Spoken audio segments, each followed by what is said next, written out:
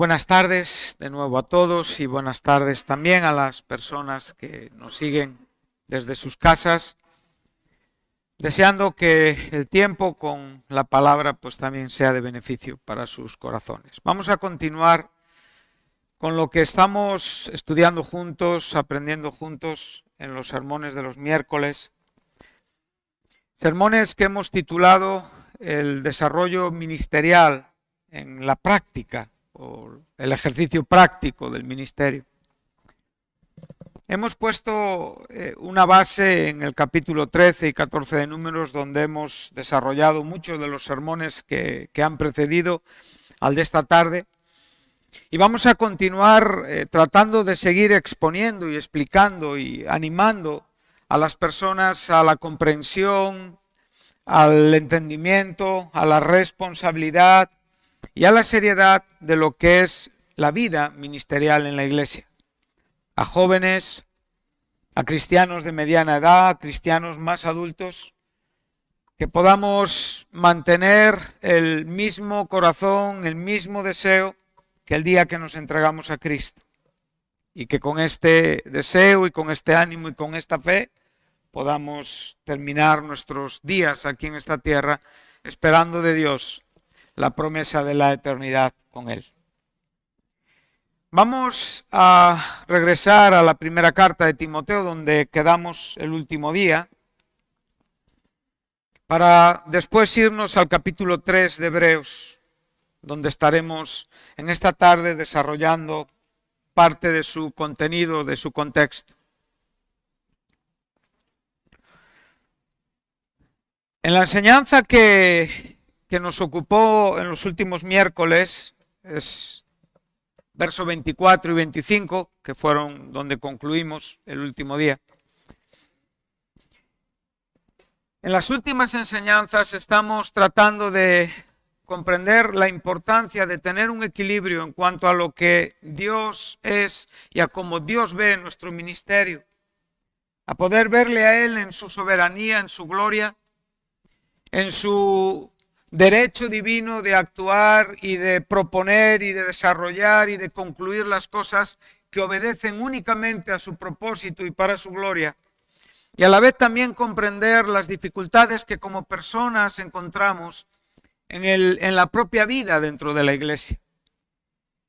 Aprendíamos de Moisés y de Aarón la gran dificultad o la incomprensión de ver todo lo que estaba sucediendo, esperando que las cosas pudieran o hubieran sido de otra manera, pero no fueron de otra manera. Y por lo tanto ellos tuvieron que ser consecuentes con una gracia de Dios, pero también con un gobierno de Dios, del cual hablaremos hoy un poquitito en esta tarde. En este sentido aprendimos del corazón jovial, joven, esforzado, entregado, entendido de esa generación que sería a la postre aquellos que entrarían con ese pueblo, los que serían los líderes de ese pueblo, principalmente Josué como sucesor de Moisés. Y por supuesto, aquellos que por su incredulidad y que innecesariamente pues trajeron sufrimiento e irritación a sus propios corazones, irritando el corazón de Dios a través de su falta de fe, su incredulidad y su propio pecado. Este equilibrio es necesario porque este equilibrio nos va a ayudar a vivir como creyentes, primeramente no solo respirando un buen oxígeno espiritual en nuestra propia vida, sino también exhalando y mostrando a otros que estamos entendiendo estos asuntos. No solamente somos responsables de entender aquello en lo que Dios nos está dando luz y nos está dando revelación, sino también somos responsables de compartir con otros aquello que Dios nos está dando. Esto es una parte importante, son dos partes diferentes, pero son muy importantes las dos. A veces podemos absorber un conocimiento, pero faltarnos la gracia para poder compartirlo y enseñarlo y que otros puedan también disfrutar de nuestro desarrollo ministerial. Cuando estábamos estudiando estos versículos de la primera epístola de Timoteo, vimos la fuerza del ruego del apóstol al hombre joven pero ya comisionado, ya desarrollando un ministerio pastoral en Éfeso, en esta iglesia, y vimos ese encarecimiento, ese ruego, ¿verdad?, del apóstol delante de Dios, de Jesucristo y de los ángeles escogidos, enseñándole que guarde todas las cosas sin ningún tipo de prejuicio para no hacer nada con parcialidad. Y ahora le decía, no impongas las manos con ligereza para no participar en los pecados ajenos, consérvate puro. La importancia de cómo nosotros no solamente juzgamos, sino también animamos o introducimos a las personas a hacer algunas cosas que espiritualmente no están preparadas o están preparadas. Tenemos que tener entendimiento a la hora de empujar a la gente a trabajar en la iglesia, porque son asuntos, como digo, delicados. Le aconseja que tiene, por causa de su estómago, que no beba tanta agua, sino que beba un poquito de vino. Parece ser que Timoteo no tenía mucho problema con los riñones, porque si no el agua siempre se aconseja para el buen funcionamiento renal. Era otro tipo de dolencias. El verso 24 y 25 nos habla de la vida en la iglesia. Muchas veces no sé si se llega a comprender del todo o a entender que los pecados están presentes en la iglesia, que la iglesia está compuesta de hombres en Cristo, de hombres nacidos de nuevo, pero de hombres que tienen una vida todavía humana y sujeta a pasiones, y en muchos casos en la iglesia suceden muchos asuntos tristes, innecesarios, pero no es tanto lo que aquí Pablo está diciendo. Observa que aquí Pablo lo que le está diciendo es que no imponga con ligereza. Estamos hablando de ordenar gente, de ordenar ministros en la iglesia. Entonces dice que hay personas que tú ya tienes una claridad de su propia vida para introducirlos a un trabajo ministerial. O sea, ya tienen un testimonio que les desaprueba. O sea, que su propia vida, que su propia condición, que las propias muestras de cómo ellos entienden la vida no son aptos para invitarles al ministerio. Entonces, en este sentido, nosotros siempre miramos hacia ese juicio escatológico, ¿verdad? Y que evidentemente nunca es descartable. Pero Pablo aquí lo que está hablando es que él tiene que tener un discernimiento y una comprensión. Y a veces no es fácil ver en las personas lo que tienen en el corazón. Entonces, a veces es fácil decir de una persona, este no. ¿Por qué? Porque hay unas causas, hay unos pecados patentes, latentes, que se ven claramente, por lo tanto, no le hacen apto para un ministerio. Pero después le dice que hay otros que sí se ordenan al ministerio, pero que esas maldades se manifiestan después. ¿Sí? Y por lo tanto, en la misma manera, también las buenas obras y aquellas que en otro caso no son tan buenas. Pero en este caso tiene que ver con a veces la inquietud que los creyentes tenemos a la hora de no sentirnos, como digo, valorado en todas nuestras acciones. A veces hemos hecho bien y sin embargo no se ha comprendido ese bien, no se ha considerado ese bien, se ha olvidado ese bien. Nos podemos identificar con José cuando pudo ayudar a aquel hombre en la cárcel y le dijo, no te olvides de mí, pero según salió se olvidó.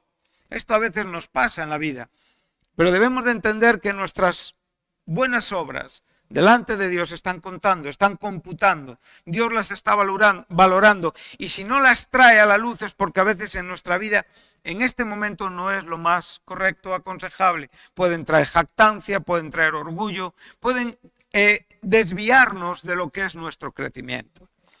Pero a todos el Señor siempre nos valorará en aquello que hayamos hecho bien. Dios siempre es justo y Dios es fiel. Entonces vimos que estas maldades también de los hombres en la propia versión de las Américas dice que le siguen, ¿no?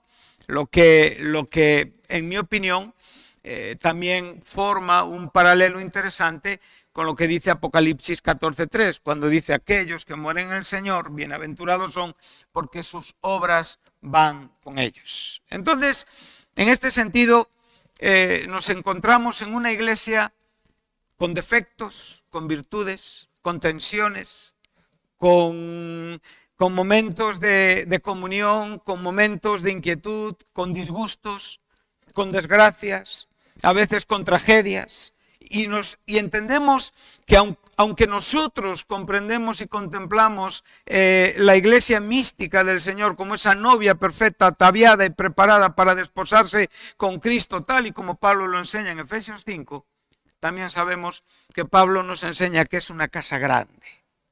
Sí, segunda carta de Timoteo, capítulo 2, verso 20. La iglesia es una casa grande. ¿Y qué quiere decir con que es una casa grande? Que hay muchas cosas en una casa grande.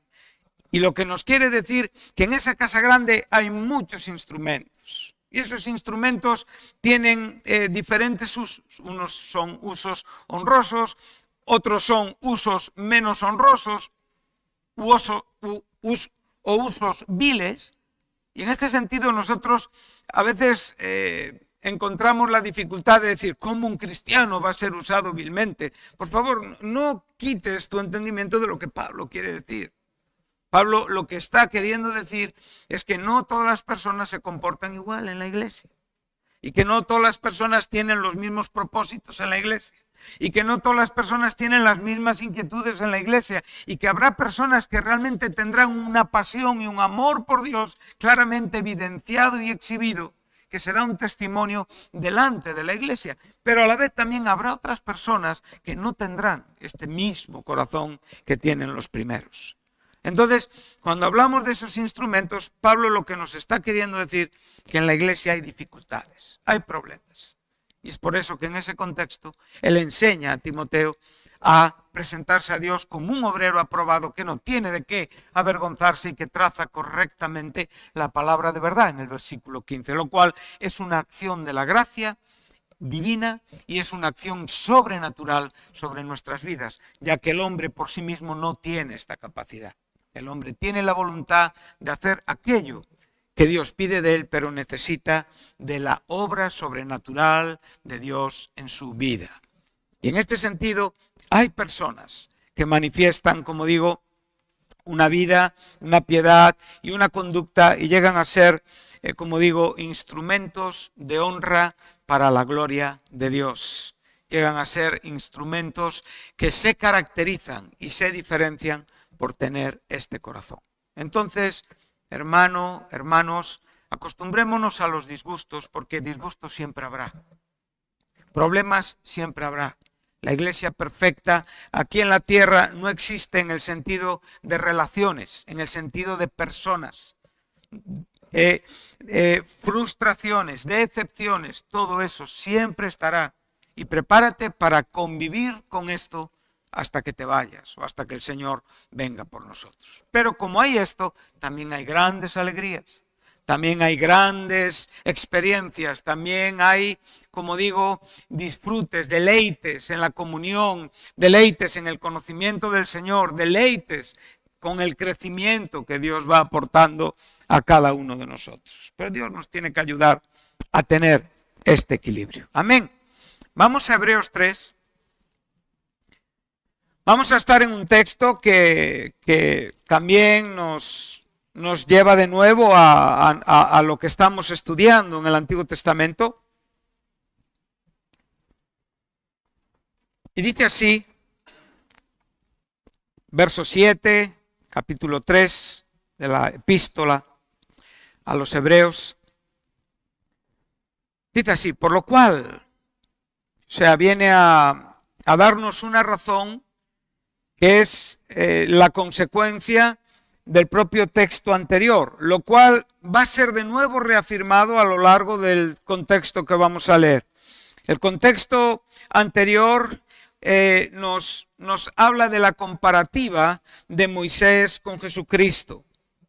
Moisés es ese siervo de carácter bajo en la casa de Dios, y Cristo es el Hijo sobre la casa a la cual somos nosotros, lo cual ya nos da un carácter de iglesia.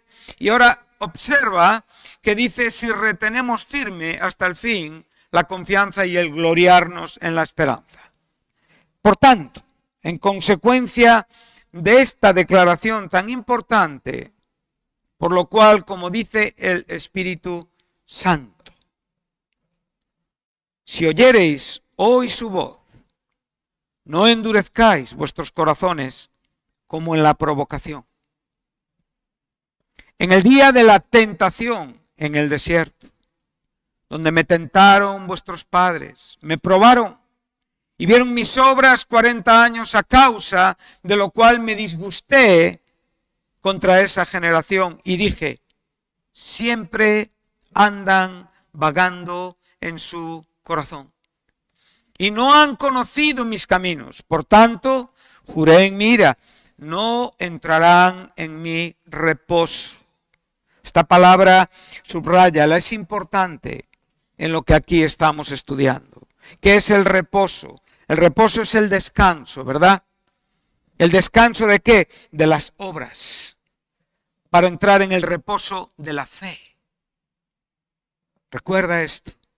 Siempre que tú trates de encontrar el reposo en tus obras, nunca encontrarás el descanso de la fe. Porque tus obras nunca te proporcionarán el descanso que la fe te dará, manifestando aquellas obras que son consecuencia de la fe. Este reposo es importante. Así fue el reposo de Dios al séptimo día, y así será nuestro reposo prometido a los creyentes. Dice, y vieron mis obras 40 años, a causa de lo cual me disgusté contra esa generación y dije, siempre andan vagando en su corazón, no han conocido mis caminos, por tanto juré, mira, no entrarán en mi reposo. Ahora tenemos en los versículos 12, 13 y 14 unos versículos importantes. Mirad, hermanos, que no haya en ninguno de vosotros corazón malo de incredulidad para apartarse del Dios vivo. Antes, exhortaos los unos a los otros cada día, entre tanto que se dice hoy, para que ninguno de vosotros se endurezca. Aquí esta palabra endurecer, esclerosis, de donde tenemos la enfermedad que conocemos, esclerosis múltiple, o sea, el endurecimiento de los músculos. Dice, por el engaño del pecado. Porque somos hechos participantes de Cristo, con tal que retengamos firme hasta el fin nuestra confianza del principio. ¿Eso dónde nos lo ha dicho? En el versículo 6.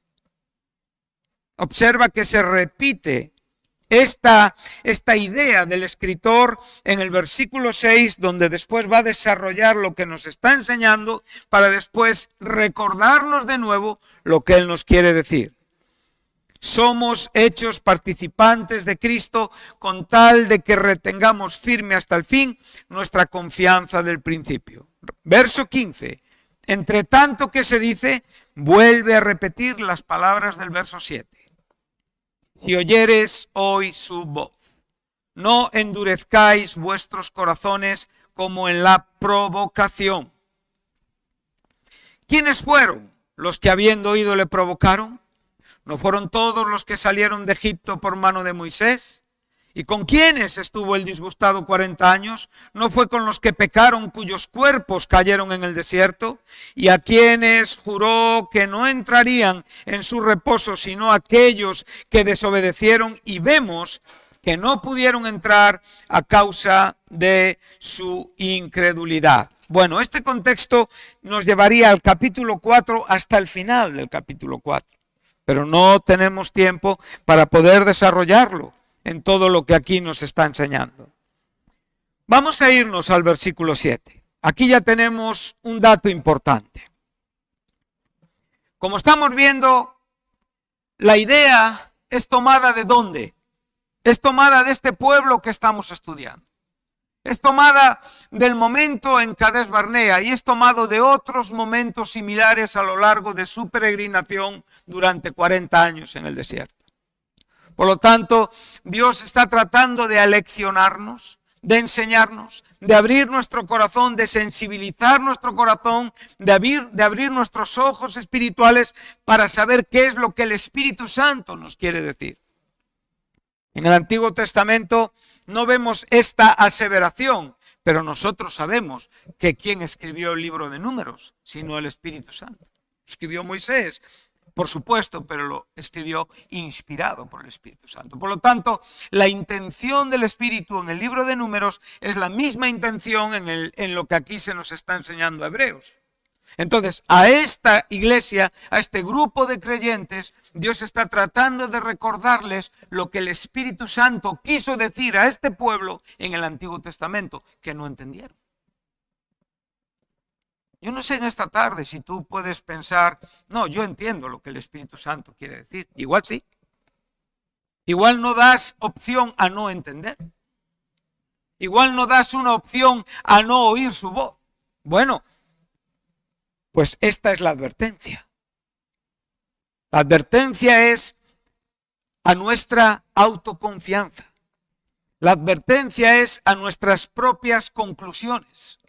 La advertencia es a aquello donde ya erradicamos la enseñanza sencillamente porque el corazón se cierra, falto de humildad. Y aquí es el Espíritu Santo quien nos está hablando. El escritor de Hebreos va a repetir muchas veces esto a lo largo de esta epístola, mostrándonos el Espíritu Santo, enseñándonos el Espíritu Santo. Qué importante es esto. A veces esto llega a ser como una frase, como un lema, como algo que ya damos por hecho. El Espíritu Santo me enseña, pero no siempre estamos siendo enseñados por el Espíritu Santo. El hecho de que el Espíritu Santo esté hablando no significa que yo esté aprendiendo. El Espíritu Santo, como bien nos enseña el Señor Jesús, es aquel que toma de Cristo para enseñarnos todo lo que Cristo es y todo lo que Cristo tiene. Él tomará de lo mío y os lo hará saber. Él me glorificará. Él siempre tiene una seguridad en lo que hace. El problema le tengo yo. El problema le tengo yo en cuanto a que a veces no percibo y no entiendo lo que el Espíritu Santo me quiere decir. Y aquí lo que podemos aprender es de lo que no tenemos que hacer. Observa que el Espíritu Santo en la iglesia está tratando de mostrar a los creyentes una enseñanza cuyo asentamiento y cuya base se encuentra en el Antiguo Testamento. Ahora, dice la segunda parte del versículo 7, si oyereis hoy su voz. Bueno, esto que estamos hablando y lo que vamos a seguir leyendo nos damos cuenta que estamos muchos años antes de que Cristo naciera. Y por lo tanto, Él nos está refiriendo a aquello que sucedió o aquello que no entendieron los creyentes o los judíos o los israelitas a quien Moisés se estaba dirigiendo. Este hoy es un hoy para nosotros, es un hoy lleno de significado. Es un hoy de salvación, es un hoy de entendimiento, es un hoy de comprensión, es un hoy de crecimiento, es un hoy de transformación, es un hoy de decisión, es un hoy que tiene que ver con un tiempo de Dios actual y presente para nuestra vida. Lo importante es qué vamos a hacer con este hoy. Técnicamente sabemos los detalles. Las palabras no nos suenan en cierta manera extrañas, pero el asunto tiene que ver con oír la voz y el hoy. Ese hoy igual no está tan bien aprovechado como tú piensas o como tú crees. Y necesitamos tener, como digo, esa humildad para poder decir, Señor, si hay algo en este hoy en el que yo no estoy escuchando tu voz, muéstramelo. Enséñame. Porque ¿cuál es la lección aquí? Lo que ya tenemos con total y absoluta claridad, ¿qué lección es? Oír la voz. Eso es lo primero. Y aprender de los que no la oyeron. ¿Cómo empieza el libro de Hebreos? Dios, habiendo hablado muchas veces y de muchas maneras, ¿a quiénes? A los padres por los profetas. O sea, no habló una vez, hubo muchos hoys para este pueblo. Hoys que no aprovecharon. Entonces, la enseñanza es, número 1, aprovechar nuestro hoy, oír hoy la voz del Espíritu Santo y a no hacer aquello que hicieron los padres. Porque estos son los padres. de los cuales nos habla el primer versículo del primer capítulo del libro de Hebreos. No es tan fácil no hacer lo que otros han hecho. No es tan fácil ver a veces el error en otros. ¿Cuántas veces hemos visto errores en otros que después nosotros hemos cometido? ¿Qué hemos aprendido? Nada. Por lo tanto, puede parecer una tontería o puede parecer algo demasiado básico en mi propia expresión el decir que no hay que hacer lo que hicieron estos padres, pero no es tan fácil.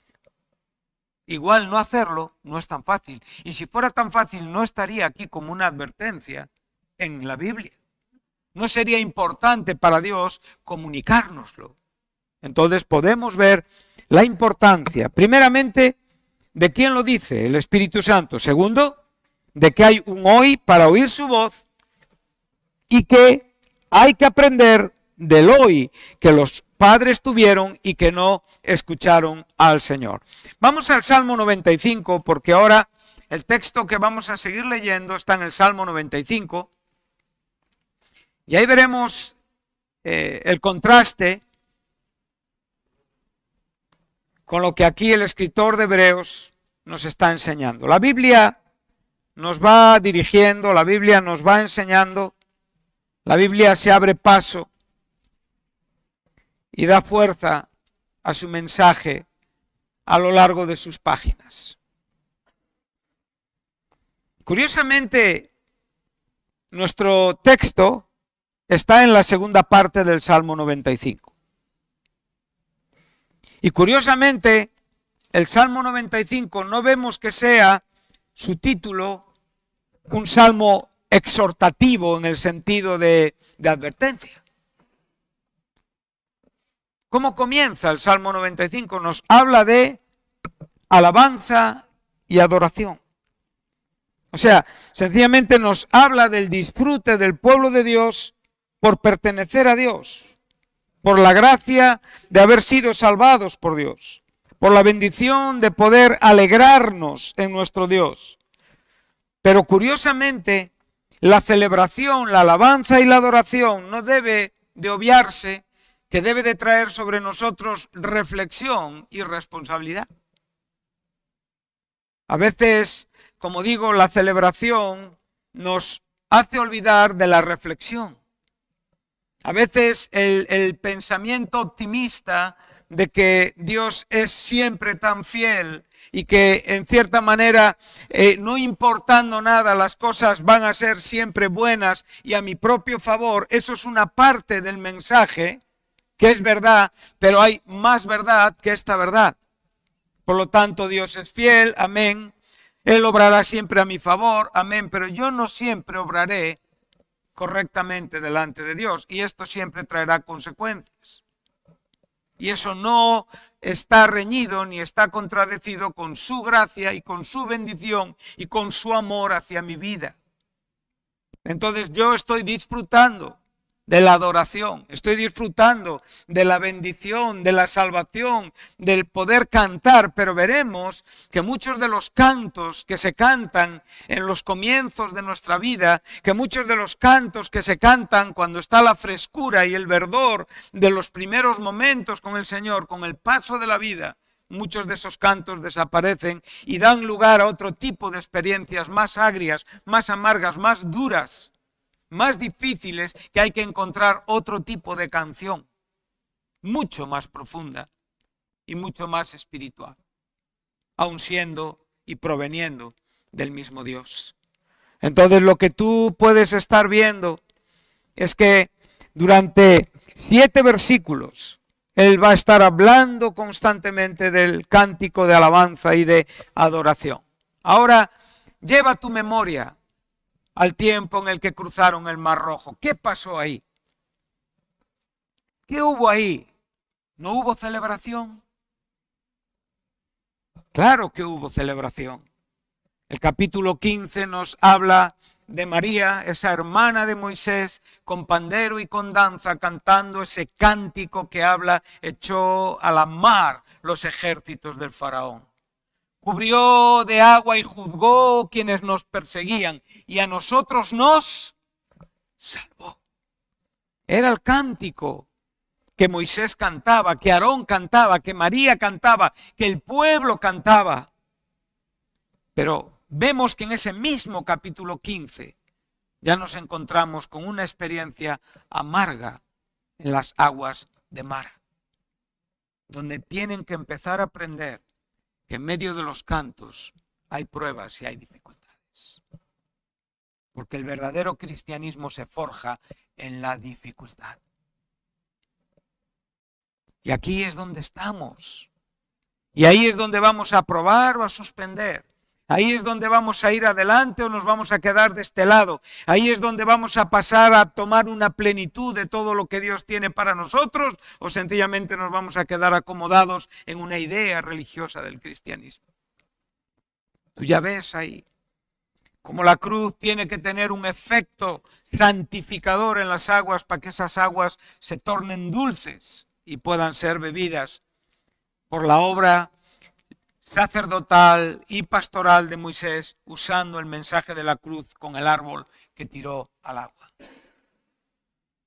Ahí vemos ya la guerra con los amalecitas, que son un tipo, o sea, lo primero que se encuentran después del nuevo nacimiento es la carne en contra de ellos esperándoles. Todas estas cosas tienen que hacernos pensar.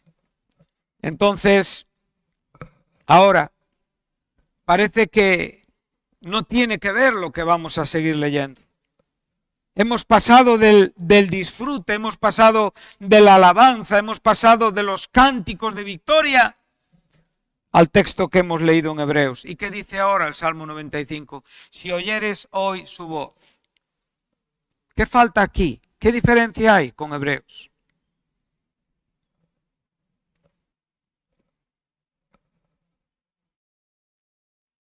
Como dice el Espíritu Santo. Aunque aquí es el Espíritu Santo hablando. Pero piensa que allí no está por casualidad. Allí está para mostrarnos la vigencia de lo que aquí estamos leyendo el día de hoy. Para enseñarnos la actualidad de esta palabra y la necesidad de comprender esta palabra el día de hoy para nuestro ministerio. Y ahora dice: no endurezcáis vuestro corazón. Bueno, por favor, ¿cómo un corazón duro puede adorar a Dios? No puede haber un cambio tan drástico. Pero Dios nos enseña que somos capaces de esto y de más.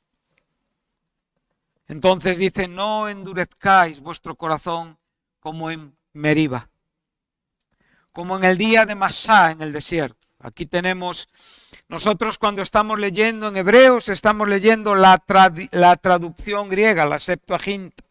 Entonces, la traducción griega lo que nos viene a dar son palabras que tienen que ver con prueba y con rebelión. Esto es lo que aquí significa en hebreo y esto es lo que va a significar también en la carta a los hebreos. Entonces, el término Meriba es contienda, el término Masá es tentación o es prueba y rebelión. Dice: donde me tentaron vuestros padres, me probaron y vieron mis obras. ¿Cuánto tiempo? O sea, no estamos hablando puntualmente del milagro del Mar Rojo. No estamos hablando puntualmente de la sanidad de las aguas de Mara. No estamos hablando puntualmente de la cantidad de victorias que Dios dio a este pueblo. Estamos hablando de 40 años de maravillas y de milagros evidenciados y mostrados por Dios, pero no comprendidos, respetados, aceptados y entendidos por este pueblo. Entonces, ahora nosotros sabemos que el escritor nos está enseñando algunos detalles, algunos sucesos, los cuales vamos a poder claramente identificar en la Biblia, pero el escritor está diciendo que 40 años, no fue un año, no fueron 2, no fueron 3, fueron 40 años constantes de disgustos. Esto tiene que llevarnos a un entendimiento. Dice: donde me tentaron vuestros padres, me probaron y vieron mis obras 40 años, estuve disgustado con la nación. Y dije, pueblo es que divaga de corazón y no han conocido mis caminos. Por tanto, juré en mi furor que no entrarían en mi reposo. Entonces, por un lado tenemos la experiencia israelita. ¿Qué perdieron los israelitas? El reposo de Canaán. Sencillamente la tierra de la promesa. Ellos no entraron a la tierra del reposo. Canaán era la tierra prometida por Dios. Pero lo que nosotros vamos a recibir no es Canaán, es el reposo eterno con Dios. Por lo tanto, Canaán tiene que abrirnos el entendimiento con todo el poder de su significado en cuanto al tipo que es y representa. En este sentido, en este contexto, Canaán es la tierra prometida.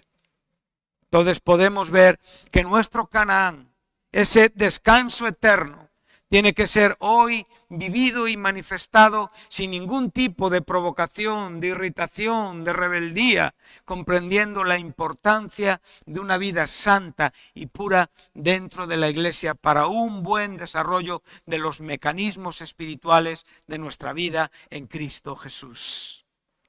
Entonces, podemos ver como esta advertencia, volvemos a Hebreos, y ahí podéis anotar textos que no vamos a leer porque no tendríamos tiempo. Éxodos 15, 23 y 24. Ahí estamos hablando de Mara. Éxodo 17, versículo 7. Ahí estamos hablando del agua que salió de la roca. Números 14, versículos 22 y 20. Ya hemos estado en ellos. La declaración de Dios que juró que no entrarían en la tierra. Y Números, versículo 20.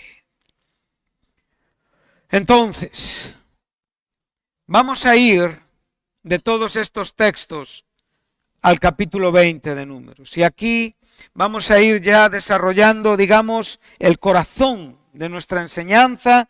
Y aquí es donde también terminaremos nuestra enseñanza. Entonces,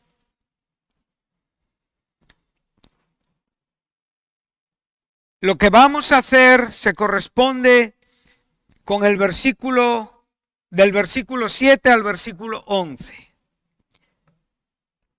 El versículo 12 lo abordaremos otro día. El Salmo 95, la porción que tenemos delante de nosotros del Salmo 95 se corresponde paralelamente con los versículos 7 al 11 del capítulo 3 de Hebreos. Hemos citado algunos textos que nos ilustran y nos identifican la provocación, la irritación y algunos asuntos que sucedieron significativos, entre otros, y que posiblemente el escritor del Salmo tenga en mente cuando escribe el Salmo. Ahora vamos a ir a uno de ellos. Y este será, como digo, uno muy importante a la hora de comprender nuestro ministerio.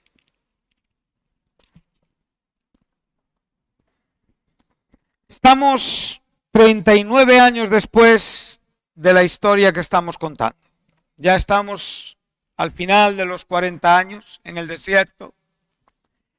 Y ahora vamos a usar este texto, porque este texto guarda una relación importante con el capítulo 17 de Éxodo, donde, con más exactitud, ahí se nos menciona Masá y Meriba. ¿Sí? Pero vamos, como digo, a hacer un paralelismo, y en ese paralelismo vamos a ver que esto, en cierta manera, también está presente. Bueno, vamos a prepararnos porque aquí, como digo, hay mucho contenido serio, profundo, espiritual. Va a requerir atención, va a requerir, como digo, una buena disposición para seguir el hilo de la enseñanza. Llegaron, versículo 1, los hijos de Israel, toda la congregación, al desierto de Tin, en el mes primero. Y acampó el pueblo en Cades. De nuevo estamos en el punto donde estábamos. Y allí murió María y fue sepultada. Bueno, despedir a los hermanos, despedir a los seres queridos, siempre es difícil. Para este tiempo, Moisés ya tenía muchos años de ministerio. Para este tiempo, Moisés había mostrado sobradamente el corazón, el llamado que Dios había hecho, y había en todo momento manifestado un celo y una santidad y un corazón para Dios importante. Pero quiero decir algo en esta tarde que te puede prevenir para ti que hoy estás creciendo, estás empezando tu vida ministerialmente. Te recuerdo que los tiempos más peligrosos para el ministerio son los tiempos que están más adelante. Ahí es donde debes de cuidarte más. La mayoría de los fracasos que la Biblia nos habla sacando un Saúl y que no es un rey que en cierta manera cuenta ministerialmente, porque lo debemos de ver como un rey que no es aquel que Dios tiene para con su pueblo, fue al principio, o sea, fue comenzar y meter la pata, pero no así David. David ya era un rey desarrollado y Salomón ya era un viejo entrado en años. Quiero advertirte en esta tarde que los grandes fracasos están muchas veces cuando el ministerio ya es maduro y cuando el hombre ha llegado a edades donde entiende su cristianismo a veces con una confianza excesiva o indebida. Todos pueden cometer errores, pero creo que los jóvenes, sus errores son fácilmente corregibles. A veces los jovencitos tienen pecados de juventud, tienen maldades de juventud, pero es fácil corregir. El problema está en los pecados de los años maduros. Esos son mucho más complicados. Por eso hay que poner atención al Espíritu Santo si hoy estamos oyendo su voz y aprender de lo que no hay que hacer. Amén. Amén. Para este tiempo, como digo, Moisés ya estaba experimentando la pérdida de su amada hermana María. La pandereta se había callado en el campamento. Tenemos que estar preparados para estos momentos, dejar de oír, de ver, de sentir. A veces cuando somos recién casados y vemos nuestras esposas llenas de vida y de vitalidad y nuestros esposos llenos de vida y de vitalidad, tan capaces, nunca podemos pensar que la vida se pueda acabar cualquier día. Y es más normal que pensemos aquellos que ya vamos entrando en años y que a veces cuando yo me acuesto en la noche y tengo a mi esposa a mi lado, después de 30 años de matrimonio, pues sé que posiblemente quede menos de lo que hemos vivido como casados y que podemos irnos en cualquier momento. Ese vacío es un vacío muy duro, como el que aquí vivió en cuanto a su hermana María. Pero también es verdad y he conocido hombres que han experimentado la pérdida y el dolor en su juventud. Y debemos de estar preparados para entender la vida ministerial. En el ministerio siempre viviremos las pérdidas de los que queremos. He visto hombres despedir a hijos. He visto hombres despedir a hijos en la infancia. He visto a hombres jóvenes despedir a mujeres en su juventud. A mujeres jóvenes despedir a maridos en su juventud. Pero también evidentemente veo hombres que después de años tienen que despedirse, cuando ya a veces la soledad en la vida es lo único que queda. Esto es profundo y hay que tener sensibilidad con esto. Hay que prepararse y hoy es el día de prepararnos. Vemos que llegan a un punto donde no había agua para la congregación. ¿Y qué pasa? Dios mío, este hombre, yo qué puedo pensar, otra vez se juntaron contra él y contra Aarón. Era constante. Cada situación era una razón para el descrédito, el desprecio, el juicio, la crítica. Dice: y habló el pueblo contra Moisés diciendo: ojalá hubiéramos muerto cuando murieron nuestros hermanos, todos aquellos que durante el camino habían ido cayendo por causa de sus errores, de sus incredulidades y de sus veían como más buena la muerte que el momento donde estaban. Tremendo, ¿eh? Lo que aquí está pasando. ¿Por qué nos hiciste venir la congregación de Jehová a este desierto para que muramos aquí nosotros y nuestras bestias? ¿Y por qué nos has hecho subir de Egipto para traernos a este mal lugar? No es lugar ni de siembra, ni de higueras, ni de viñas, ni de granadas, ni aún de agua para beber. Bueno, qué falta de comprensión, ¿verdad? En el libro de Deuteronomio, en el capítulo 8, en el verso 2, dice que Dios les llevó al desierto para probarles y para afligirles. O sea, el desierto no era culpa de Moisés, era una intención de Dios. A veces, como digo, si no aprendemos a ver a Dios en los asuntos que nos ocupan, entonces lo que vamos a tener es un corazón que va a protestar y va a quejarse de las propias realidades presentes en la propia vida. Jesús nos da una gran lección en el desierto. Cristo, cuando viene Satanás y viene a tentarlo, él claramente escucha las veces que él le tienta con la propia palabra, pero es el propio Jesucristo en condición humana, no usando su divinidad, únicamente la unción del Espíritu Santo, que responde a Satanás y vence la tentación. Esto es muy importante. Entonces, lo que está diciendo, o sea, lo que es la propia enseñanza, o sea, ese masá, esa prueba, la vivió Jesucristo en el desierto.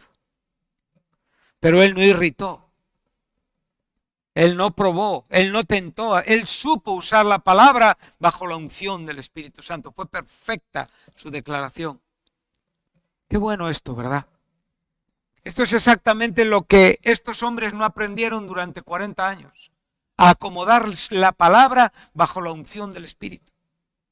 La comprensión, ver a Dios que en ese desierto estaban siendo probados y afligidos porque Dios quería saber lo que tenían dentro de sus corazones. Eso dice Deuteronomio 8:2. Todas las pruebas que no hemos soportado es porque hemos evidenciado que había asuntos en nuestro corazón que no estaban tan bien como nosotros pensábamos. Y Dios los sacó a la luz.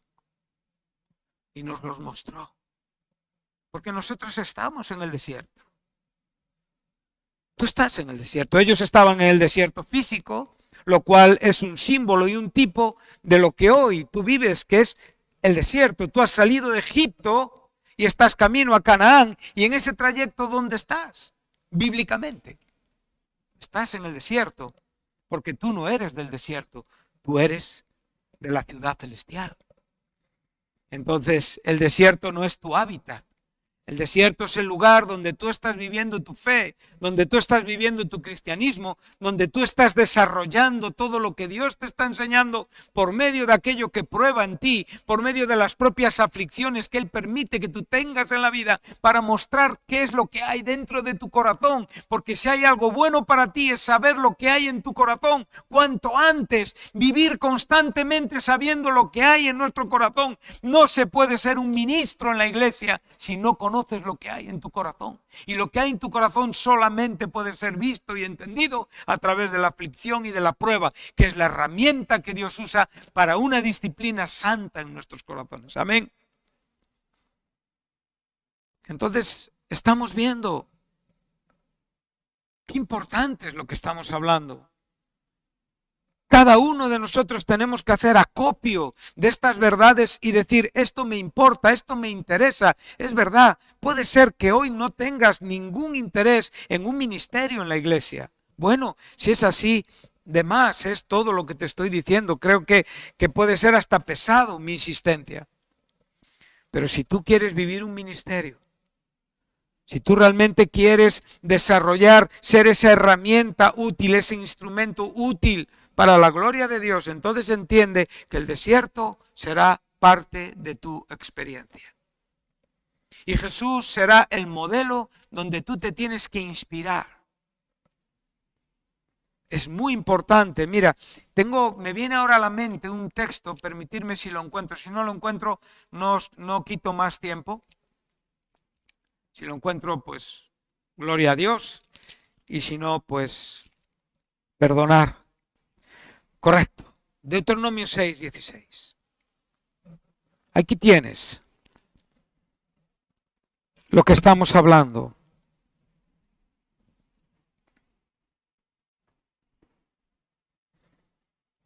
Es su paralelo. Bueno, elige el evangelio que tú quieras, sinóptico, donde sale la tentación de Jesús. Creo que Mateo y Lucas nos lo enseñan. Y yo voy al primero y verás en el 4, versículo 7, dice, escrito está también, no tentarás al Señor tu Dios. Palabras de Jesús. ¿Qué está usando Jesús? El Antiguo Testamento. Deuteronomio 6, versículo 16. ¿Y qué es lo que nos está diciendo Moisés? No tentaréis a Jehová vuestro Dios como lo tentasteis, ¿dónde? En Masá. De nuevo, aquí tenemos este nombre hebreo. Entonces, tomamos todo, hacemos acopio de todos los detalles que estamos hablando. Tenemos el Salmo 95. Tenemos Hebreos 3, que toma su enseñanza del Salmo 95. El Salmo 95 nos está recordando lo que ha sucedido a lo largo de 40 años en el desierto. Hebreos 3 nos está hablando también de esos 40 años en el desierto para aplicarlo a nosotros como creyentes dentro de la iglesia.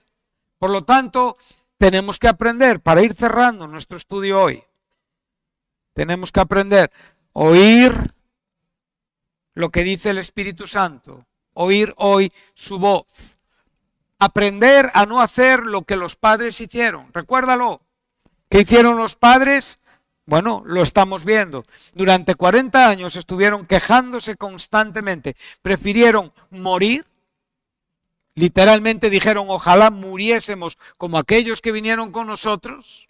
Evidentemente, porque estaban en una tierra que no merecía la pena. Un desprecio absoluto a la gracia y a la bondad de Dios.